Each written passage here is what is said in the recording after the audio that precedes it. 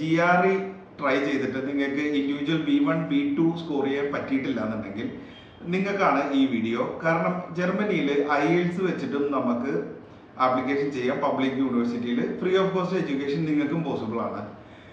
Individually 6 band score 6.5 നിങ്ങൾ IELTS score ചെയ്തിട്ടുണ്ടെങ്കിൽ നിങ്ങൾക്ക് ടോട്ട് ഇംഗ്ലീഷ് ബേസിൽ നിങ്ങൾക്ക് ക്ലാസ്സസ് കിട്ടുന്നതാണ് ജർമ്മനിയിലെ പബ്ലിക് യൂണിവേഴ്സിറ്റികളിൽ.